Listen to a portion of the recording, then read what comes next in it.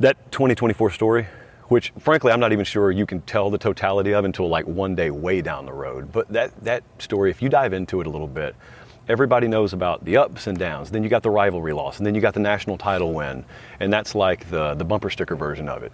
But there's also the part where you had Chip Kelly in there calling plays. And when I spoke to you this time a year ago, you said, that's going to free me up. That lets me delegate a whole lot more that I'd normally have to have my hands on. It wasn't a perfect season.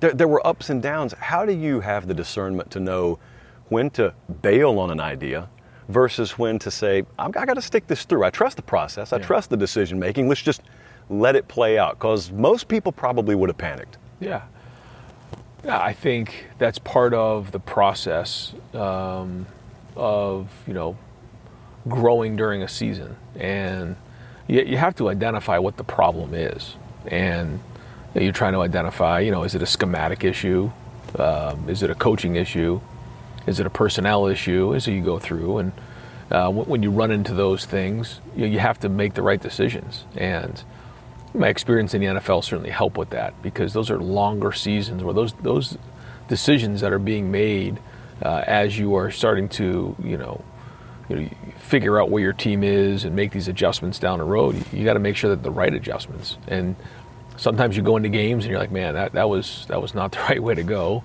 and or you have to adjust with injuries. I think that's probably the thing that during our season up front on offense that people don't talk about a ton, but that was a huge deal for us when we lost Simmons and we had to move Donnie out.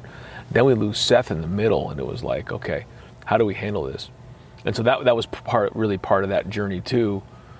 But to your point, like, focusing on the process is really, really important during something like that, as opposed to just saying, okay, this is broken. It's not broken. Here are some things that need to get fixed. Here's what we need to get done. And then we go from there. And so to me, that was probably the biggest, or at least the most important part of the process. I was at the Oregon game in Eugene. I was at the Oregon game in Pasadena.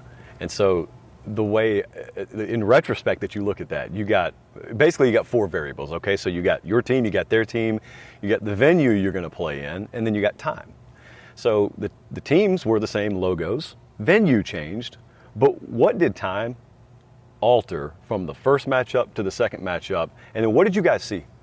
First matchup that you can kind of drill down on and say, well, that was the difference the second time around. Yeah, I won't get into all of it, but there was certain things. Well, first off, we weren't the same team. We had lost Simmons and we had lost McLaughlin, so our offensive line was much different place.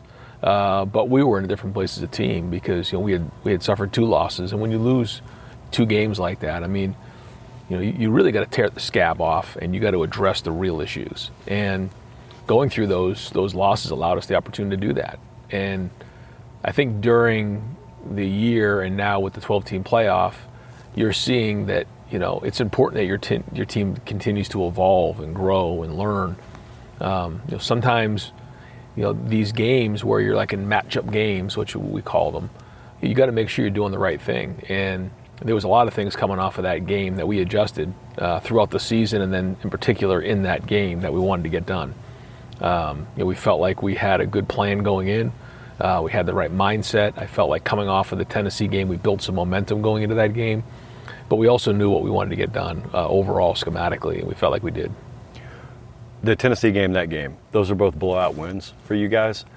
I know in history, people will look back, and you always watch the documentaries 20 years later, and you'll have a player or a coach, and they'll say, oh man, we knew immediately. We knew it was going to go this way. But in reality, that's often not the case in the moment. So you prep the way you prep. You feel like you got good matchups, but it could go either way. When do you know?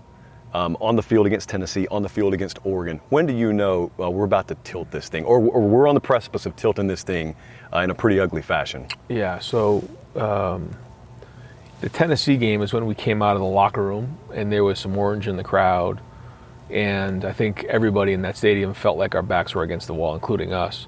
And at that moment, it could have gone one of two ways, and our guys just went wild during the warm-ups. And I said, okay, At that point, I knew we were in a good place. And then just the way we came out and played early in that first quarter, you knew we weren't going to be denied. And there was just so much pent-up stuff coming over those 3 weeks after the last loss. I mean, just an angry group of guys playing that way. I thought we did a good job of getting the ball to our playmakers on offense. I thought we did a really good job schematically and running the ball on defense in that game. But then going into the Rose Bowl, now it's all kind of coming together here. And you get like a 10-day window to start to prepare, which is a great amount of time, I think, because as a head coach, you get a little more time to work on the X's and O's, which was a lot of fun, and we were able to tweak some things along the way. But we had a good friend of ours who was in the Navy SEAL, who we spent some time with, Clint Bruce, talk about how in hostage rescue, when you walk into a room, if someone goes right, you go left, someone goes up, you go down. And he was explaining, when things are all in motion and everyone's kind of moving in the right spots and everything is going together just right, he says, I would feel bad for the enemy, There was a point in that game where I felt like that was the case. Everything was just right. Everything was moving right. And you can feel that synergy as a team, in your preparation, your walkthroughs, the way we traveled, the way the guys handled the media.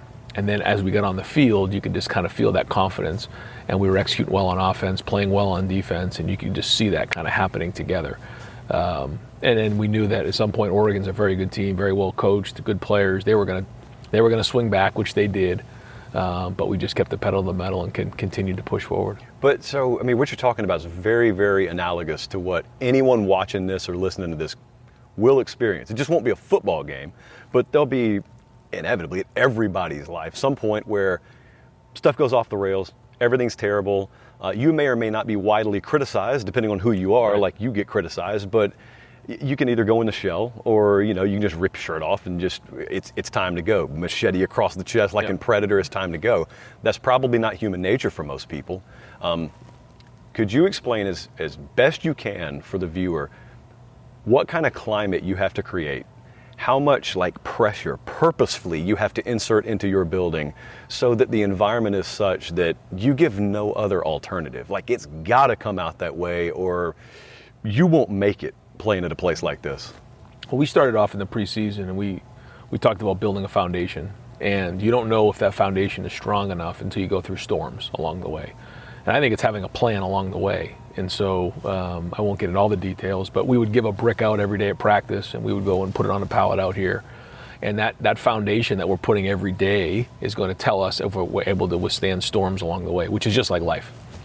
It's just like life. When your faith, your family, and your friends, those relationships that you're pouring into your life, when you hit tough times in your life, you're going to find out what kind of foundation you have. It's the same thing with the team. And so we knew that we were going to hit storms along the way. And so what's going to happen? And so those are the conversations that we had going into the season. We knew those things were going to be in place. We didn't know what they were going to be. Injuries, weather, losses. We never imagined it would play out the way it did at the end of the season. Couldn't imagine it, but it did. Okay.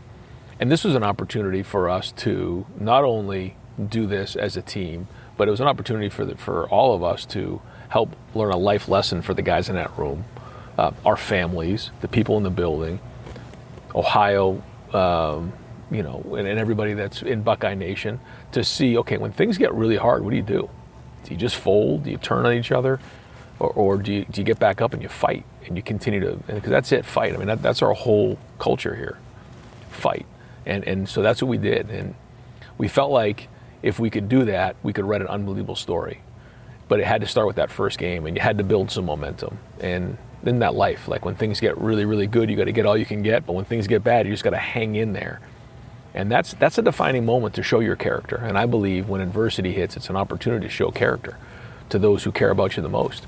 And I think that resilience and perseverance paid off for us in that moment. So when you come off the rivalry loss, the further and further removed you get from last season, yep. I believe the more and more people remember footnotes. They remember there's the Oregon loss, and then you got the rivalry loss, but then ultimately they culminate it with a national title win, and I just said that in 9 seconds. Mm-hmm. That's the story of the season. But in the reality of it, the Wednesday after the rivalry loss, there were minutes and hours that just sucked, and it's just stacked on top of each other. So then you're talking about cultivating the culture that you have, yep. so that hopefully a positive results from it. But as the hours and days went on, mm-hmm. And as people said whatever they said externally, and you did whatever you did internally, what is the energy like of building up towards knowing, okay, there's another test coming that's ultimately going to give the grade on how we carry ourselves, like how we do our business here? What is that energy like leading up to that point? Well, you can't just make it all better in one day. That's probably the most frustrating thing. You got to sit on it. And, people in the building have to read things, and, you can say, well, don't read those things. Well, our players read them. The parents of the players read them. The people in the building read them. Our family members read them. So you better read them. You better find out what people are saying about you. Not that you have to listen, but it's just part of the world we live in. Now, how much attention you give to it, that's what we can control. And so to me, like that was it. Like, you have to now let your actions do the talking for you. And I think we all believed in that room that if we got the first game, that we could win the whole thing. I think that was important. Coming out of it, there had to be belief that we could do this. I told the story about the Giants when they came off of that wild card game, and it looked like, Coach Coughlin was out the door and everything that was going, and they won that first wild card game. Downhill momentum. That's it, and they built momentum. And so this was an opportunity to build momentum. The other thing was, like, the opportunity is to write an unbelievable story. The next opportunity is to keep the team together. When we talk about playing for each other and playing for the brotherhood, like, they didn't want, first off, these guys didn't want to leave without anything to show for all their hard work. I think that if you ask those guys and cut them open, that was probably the number one thing that just, like, nobody could sleep at night. These players would have nothing really to show for all the work they put in here. Like that was crazy. And so as it went on, like, that was the first kind of part of it. But it was, okay, if we win, we get to stay together another week. And if we win, you get to stay together another week. And then by the time we get to the national championship game, the truth of it all was, if you don't win this national championship game, nobody cares. Yeah. And you have nothing to show for anything.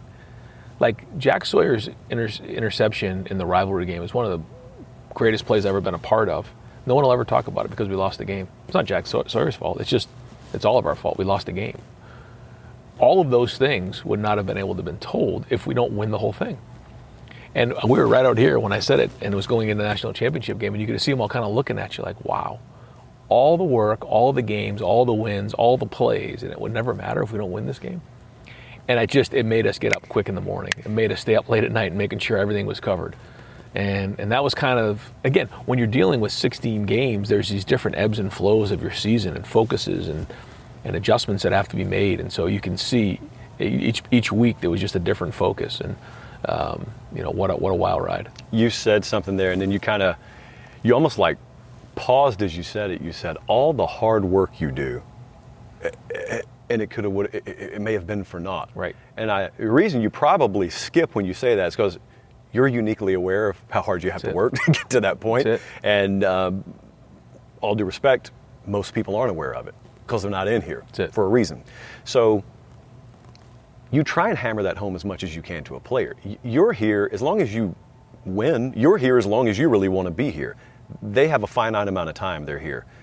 I mean, how pivotal was it to make sure that was in their head, heart, soul, when they went out against Notre Dame? Because you're absolutely right about that. I remember, in retrospect, now that you mentioned it, I remember saying, going into that game, as dumb as it sounds, if they don't win this thing, no one really cares about the last 3 games. Like, no one cares about any of that, which is sort of a commentary on the way the sport is right now. But how important was that? How sure were you that they grasped that? Well, and it's a game of football. It's one bounce one way. It's one interception. It's maybe not fielding a kick. It's a lot of things. A missed field goal. You still have to play the game. And all the hard work just gives you an opportunity. It's not going to guarantee you a thing. You still have to go put it on the field. And so I think that's probably when you deal with guys who have been through a lot of football the way our guys had been, they're experienced enough to understand that they've been through a lot here, and that they still have to go put it on the field. They still have to understand the situation, the score, the time, the down and distance, all those things that come with it. And, that's it. But you're right. I mean, the amount of work, when you think about, it starts in recruiting. The hours we spend on recruiting these guys, the hours we work on helping retain them and what we pour into them as young men, then on the field, then in the weight room, the off season, like, there's just so many man hours in college football. And it was all coming down to like that one game, and now they get to walk in here and see the national championship banner, see all the different things and the rings that they can grab their wife and their kids and say, look what Dad won when he was at Ohio State. You probably had some kind of idea. Everyone in this profession dreams about what it would be like to get to the mountaintop to win a national championship. You took swings before, you fell short. You then finally got there. What was the experience like immediately and in the aftermath relative to what you always imagined it may be like?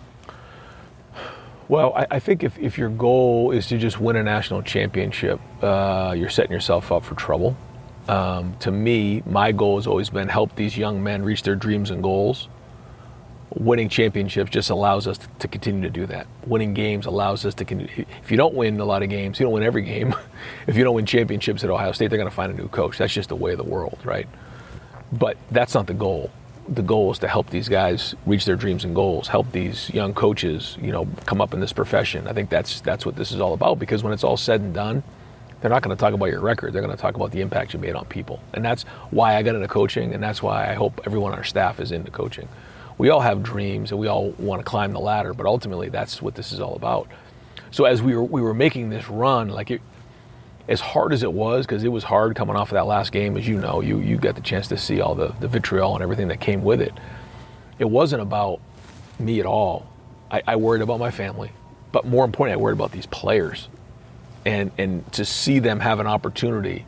And we have these banners right here that you can't see on this camera, but if we had said, the week after that game, that you would have these pictures, those wins, and those faces of joy after that win, it would almost be surreal. But that was what motivated me, for them to have that opportunity because of all the hard work. And I'm not their father, but you look at it that way. And my son's a sophomore in high school, and as he gets closer to these guys' age, you look at it that way. How would you want your son to experience this? What do you want? What's best for your child? And that's the way I looked at it. And so that's what got me up early in the morning and kept me up late at night. Don't you think, though, if someone asks what's the key to succeeding the way you have, doing what you do for a living, if you truthfully answer them, they probably think a lot of it's coach speak or it's cliches. Yeah. Because an average person would think, no, when you win a national championship, that's it. That's got to be the end goal. That's you reached up, you grab the belt, you hold it up, you wait for the confetti to rain, and you let the foot off the gas. But what you're saying is the antithesis of that, which is what qualifies you to hold the position you have, and is probably also the reason an average person would never ascend to that level. But it also explains how you could go win a title, but then your mind could immediately shift to, well, okay, now we've got to retain players. Now we've got to lock a class down. We're probably already behind schedule on the player acquisition front because of what the calendar did to you. It's because, there are momentary victories in the process, but it's not complete. It's never complete, really. No. That's it. Is that not the key? The only thing I would say at all that is I think when you become, a head coach at Ohio State for the first time, you've never been a head coach before, which is unique in this, setting. You don't necessarily get the benefit of the doubt.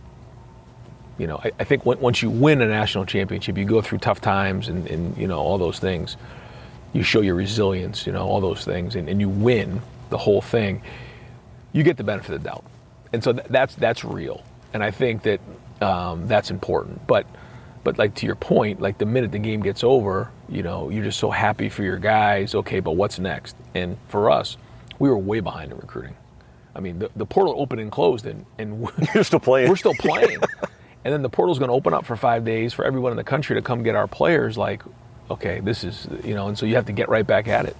And get on the road and those types of things and figure out what the next journey is going to be. Because, again, if the goal is just to win national championships, maybe someone would look at it like that. For us, it's this constant chase of greatness. And so, we want to win a whole bunch of these things. What's the balance of having what you deem to be valid complaint sometimes, or maybe a gripe here and there, but also knowing since you earn what you earn a year, the perception is you're not allowed to complain about anything, or you're not allowed to state struggle. Meemaw used to always say you could be a bum or a billionaire. If it's raining on you, it's raining on you. So it doesn't make it any less wet outside because you got a lot of money in your pocket. Similarly, in your profession, there are some things that are really jacked up about the system right now. Yep. You could point them out. It's a waste of time, but you could point them out and it would be valid, every bit as valid as if I said it. Yep. But you also have to be cognizant that because you're in the position you're in, because you earn what you earn, because you're at the program you're at, no one really has any time to listen to it. Right. Yeah, I think, in today's day and age, with the stakes being the way it is and everything that comes with it, you're compensated for what that is, and there's a market for it. But it doesn't mean that the job's easy. It doesn't mean that they don't have these real challenges. And so, a lot of people would say, well, you're compensated this, so this, which is fine, but it doesn't make it easy. It doesn't mean that those issues aren't there. And it's my job to make sure, one, that I am advocating for our players, for Ohio State, in the world as we go moving forward. And I think that's important because we're in a era where I don't think college football can be any more exciting right now. The product's great. The kids are awesome. But there's a lot of chaos going on right now, and we need as much direction as we can. And so, and also, we do, the other part of that is we live in a world where there's so much information out there. There's so much social media. There's so much attention on our programs, more than ever. I think it's our job as coaches to set an example for our players on, not being, being unwavering when it comes to that type of public attention and being in the public eye. I mean, when you come to Ohio State, and I mention it to our recruits, it's not for everybody. You have to sacrifice a lot of things. You're going to be vulnerable. You're putting yourself out there. But on the back end, you're going to learn so many life lessons. You'll be more ready for the NFL than anybody else who comes out in college football. And you're going to learn a lot about yourself, and you're going to be extremely relevant. So there's this give and take, but I just think you need to be aware of on the front end. This time last year, I was sitting here asking you had Jim Knowles coming back as your DC, you had Chip Kelly as your OC. You've got immense amounts of trust you have in both guys. On the offensive side, you've specifically talked many times, including with us, about how I feel comfortable delegating maybe like I never have before, and that's good because it happens at a time in college football where I'm being pulled in a million different directions. So fast forward a year, not a lot's changed about the back half. You're still being pulled in a million different directions. Yep. You've got Hartline elevated to offensive coordinator. You brought in Matt Patricia on the defensive side, and you just sent like 3/4 of your team to the draft. Every other pick was an Ohio State Buckeye. Yep. Yet you'll be expected to be right back in the national championship picture this year. So that process played out the way ultimately that you wanted it to last year, and you did get to delegate more. Is that still the way that you look out over the horizon and seeing this program run, or does it have to be kind of a year-to-year call-it-on-the-fly thing? Every year is different, and so you have to figure out what this team needs, what the staff needs, and you got to adapt from there. But I think it's significant that like Chip came in, somebody who brought me up in this profession. And that's one of the things that I think it's our responsibility as coaches to bring young people up in this profession. And so he did. And then we come together and we talked about it. Like, we win a national championship, you'll have an opportunity to go, probably pick your offensive coordinator job in the NFL, or maybe become a head coach if you want to in the NFL, or back in college if that's what you're interested in. So we understood what that was going to be. And that's the way it goes. I watched the run that Saban went on. There was just a lot of people that kind of came and went during those years, and the way he handled that. But I think it's our responsibility to bring up young coaches as well. And so I think we have a lot of great young coaches in our program right now. And it's my job as the head coach to make sure that those guys continue to develop and learn what it means to be a great recruiter, what it means to handle player relationships, schematics, everything that comes with being a coach. Because if you're a lawyer, you go to law school. If you're a doctor, you go to med school. Where do you learn to become a football coach, especially at Ohio State? Different than so many other places. Well, it's easy. Video games. Yeah. That's where you learn. Exactly. And so it's apprenticeship.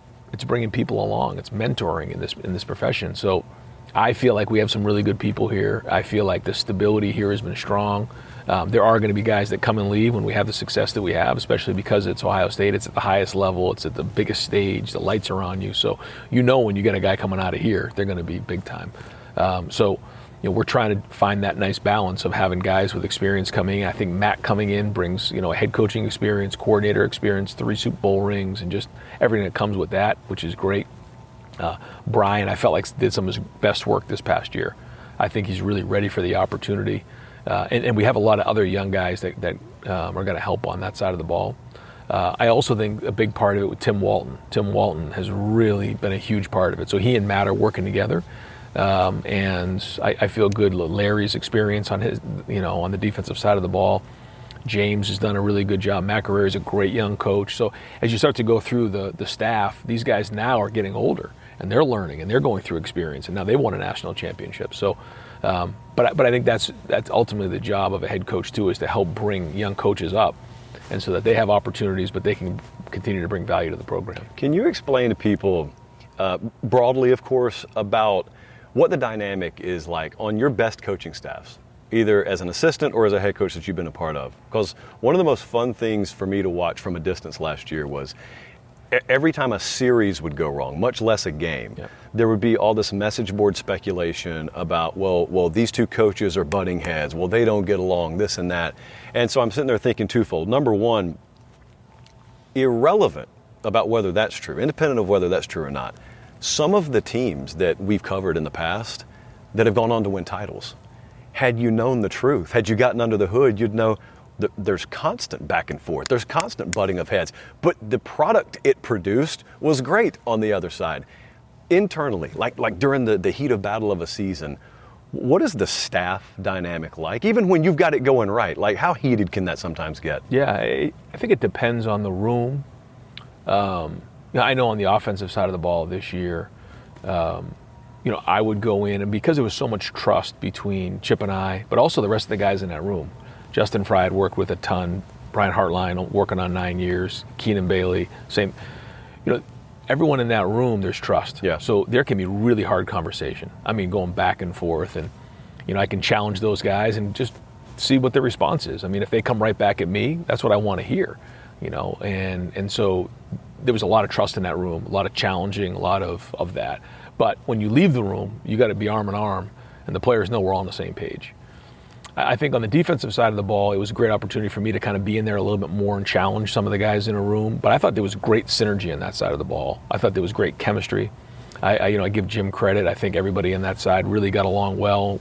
And coming off of that Oregon game, a lot of changes had to be had, a lot of tough conversations had to be made. But they were made, and adjustments were put into place, and guys stuck together. So, when you do go through losses and things like that, it's easy for people to point fingers, and I think that had a big part of our success last year was our staff chemistry. How important is it for you to have like a compartment of, there's competition, but then there's also just the profession you're in when you're talking about coaches? Yeah. Because you're not the only one who's dealt with this, but I've watched you go to battle with guys in conference play and then lose staffers to conference rivals. And so you could look at that competitively and say, like, that eats at me. That's how I would look at it. But then I would also hope that I could turn that spigot off or compartmentalize and look at the professional side and say, there are several layers to this. Yep. How important is that, obviously, for you to be able to do? Yeah, and I think now when you're dealing with the money that's out there, you have to start to take a step back and do what you just said, because there's just decisions that have to be made, and we all get it. But there's a competitive side to it, sure. I mean, that's still in play, but I think even in the last 5 years, you're just seeing the amount of money, even for assistant coaches and coordinators, change a lot, and so decisions have to be made, and guys got to do what's best for their families and things like that. So you understand that part of it, but there's also your loyalty and things like that, and you only have one name, and your character, and so there's this constant battle of that. I would say that's accurate, but I would say as the money has changed here in the last 5 years or so or more, you're just seeing more and more of those types of things that you have to move on from and just learn from and grow. You guys just wrapped up spring as you and I are talking. So you come off a national championship win, and like 5 seconds later, you're in spring practice. We just saw a ton of guys go in the draft. So you've got staff turnover, you've got roster turnover. If you brought the same team back again, everyone would expect the world from you. Yeah. But you would also have a room full of guys that just accomplished the ultimate prize that this sport offers.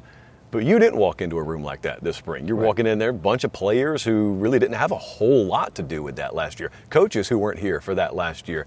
I'm not saying that ever eliminates the threat of complacency, but how different is the threat of complacency when you can honestly look at so many guys and really, if you wanted to get real with them, say, you didn't win anything last year? Well, our first leadership meeting 2 weeks after the game, we got everybody together because classes started during the Texas week. So once it was over, we got right back at it. And we brought the leadership committee in, and we talked about what we want to get done. We have a process on how we do this, and the first thing was reinforce the culture. And the leaders from this year's group here said, reinforce. There's guys in this room that don't even know what the culture is. We got to rebuild the culture. And they asked for a lot of the national championship paraphernalia to be taken down in the facility because they're like, we didn't win a national championship. This group, the last group, did. And so that was a good sign because they understood that this is going to be a new year. And the mentality of like, we're not defending national champs. Like, we're not defending anything. That national championship's not going anywhere. It's always going to be there. That banner is always going to be there. This is about this year's team.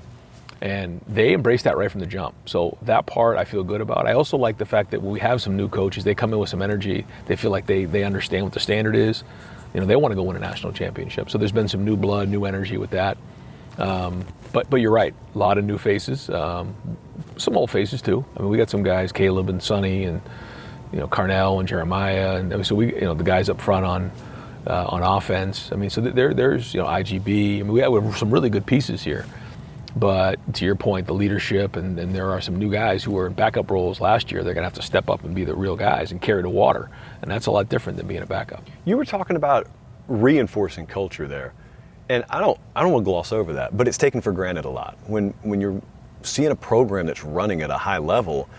It looks like a machine from the outside, which is what it's supposed to look like when you're doing it the right way. But if I'm like a senior at Rancho Cucamonga High School right now in California, I didn't grow up knowing much about Ohio State. I'm not immersed in that culture. You should have, because it's C.J. Stroud's high school. Well, that's true. That is true. But I also was on the beach every day, so I don't get the Ohio culture. But then you recruit me, and so I'm good enough to earn an offer from here. I come here. Yeah. But I've never been immersed in the culture. So it may be a machine that I'm stepping into, but I haven't been a part of the machine. How important is it to make sure there's like an awareness inside the building of every new person that walks in here? We may be used to this. It's day one for them. And so we got to treat it like it's day one for them. I mean, it's something we're dealing with right now for sure, is you just can't assume that people know, especially when so many experienced guys just walked out the door. But it starts in the recruiting process, and you got to onboard these guys and recognize that this is what it is and this is our culture. And we were able to jump right in really to winter workouts. We had our mat drills. We had spring ball. So that was good to kind of get that going. But you're right. Nobody knows until you're here. I think it's important to still make sure that our foundation is Ohio players, that they come to our spring practice. They're around it. They come to our games. They grew up Buckeyes. They followed us. They know what the rivalry game is. They know what it means to be a Buckeye. So that because we can't just, there's so many talented players throughout the country. We have to recruit nationally, which we do. So when people from different parts of the country come in, the Ohio guys kind of set the tone. And I tell them that during the recruiting, like your job as an Ohio guy is to make sure the guys in that locker room understand what it means to be a Buckeye here in the state of Ohio. And they quickly learn, they quickly understand that.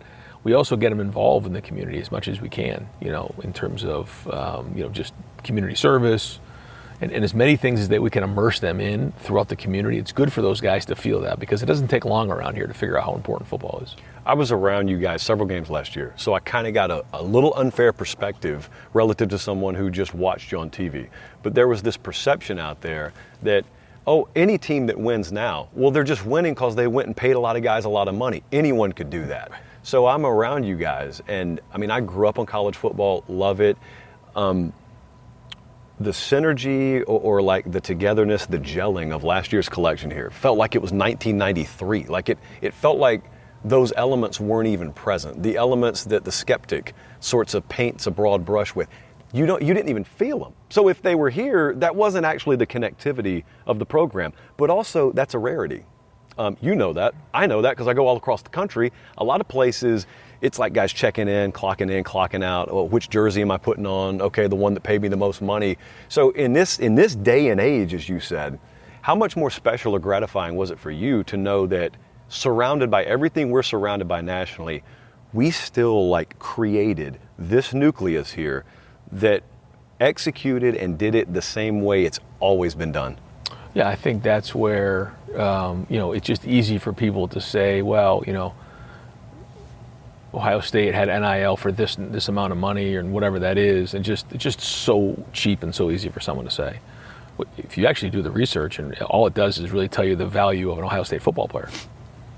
I mean, when you look at a brand that has, just south of 12 million fans in the city of Columbus with 2 million people, and the power of Ohio State, yeah, our guys are going to make a lot of money in NIL.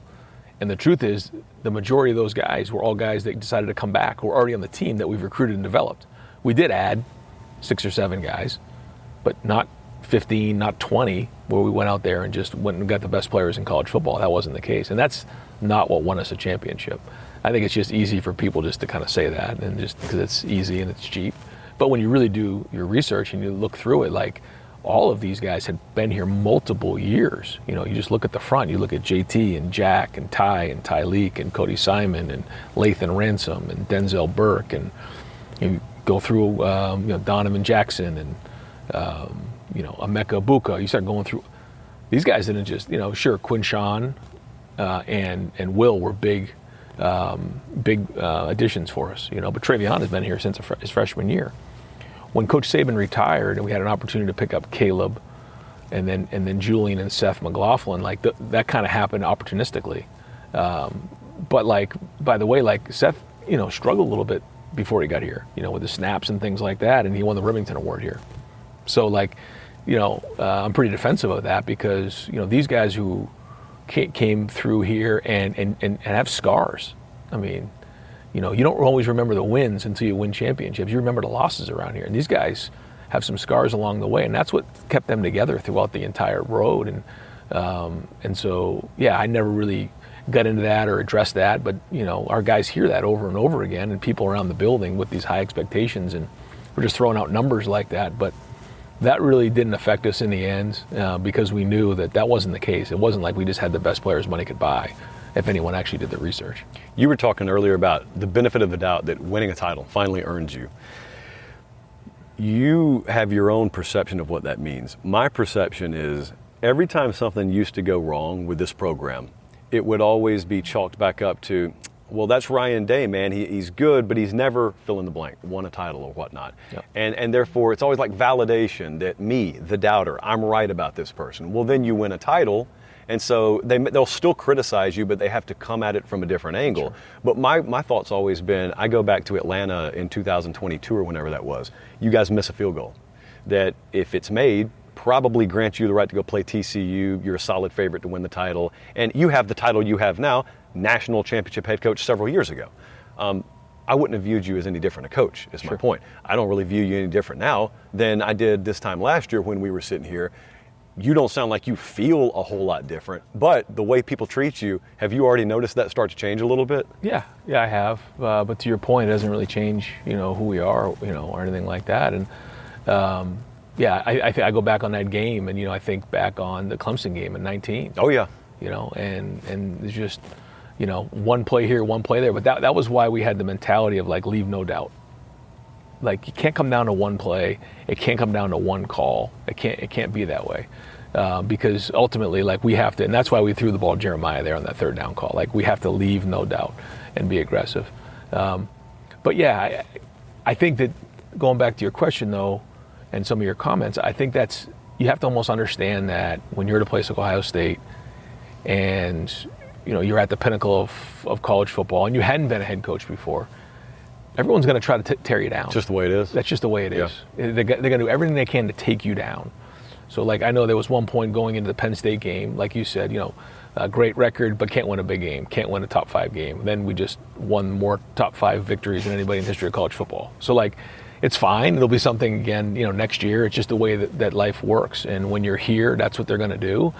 And that's being in the public eye. So you have to embrace that. And again, that's why I always say Ohio State's not for everybody, not for every player, not for every coach.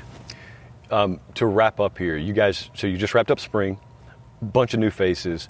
You've got quarterbacks here most of the country doesn't know about yet. Yeah. The fan base does, the local beat does, you do, but people in Clearwater, Florida, they don't know a lot about Julian, other than he transferred from Alabama a couple cycles ago, maybe. Yeah. Lincoln, they kind of know, well, he's an Ohio State commit, but other than that, they don't know.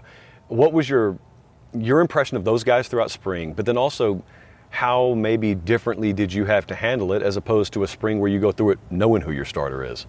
Yeah, it's these guys haven't played a lot of football, practiced, but they got to play.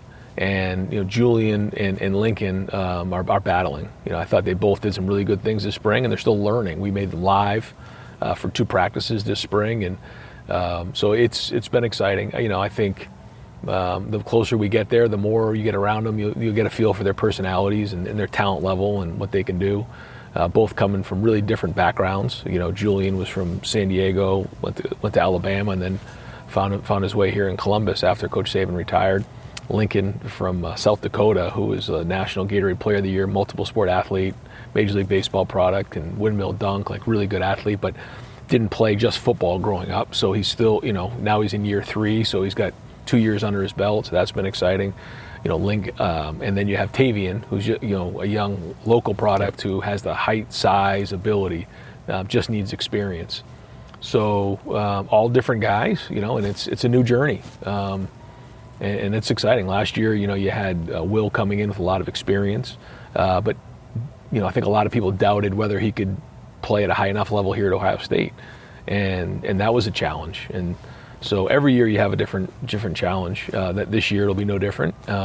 It's going to be about the work they put in this summer, and then how they handle themselves and learn and grow from their mistakes as they go into preseason and then during the season, because that'll be part of it too. And I think we could talk about quarterbacks forever. I mean, forever. I could talk to 5 hours about this. But, so much of being a quarterback is continuing to stay with it, work through adversity, learn from your mistakes. How quickly can you learn from your mistakes? Because you see these guys who end up getting drafted in the NFL draft, that's exactly what they did. They hung in there, they keep going, and they're just relentless. One more thing. So you just talked about something. You could talk about it 5 hours, so at least go 45 more seconds on it. Yeah. I don't think it's properly appreciated, like how much you're together with those quarterbacks throughout the course of a year. Every spring practice, there's post-film breakdown, and why did you do this, and why didn't you check down there? And so over the course of a year, it's just hundreds and hundreds of hours. So you watch, there's like little micro ups and downs, ups and downs. You just hope the trajectory generally is continuing to go up. But I mean, what is that like when you finally see the finished product and what it took from beginning when you came out of high school to ultimately get here to where you're playing against the Michigans and Penn States and Oregons, and I trust you. Oh yeah. I mean, JT in that first year, then it was Dwayne in the next year, then it was CJ and his journey to where he got, and then Justin Fields, and it's like with a couple of those guys, you finally got them to where they were playing at a high level, and then they were onto the NFL.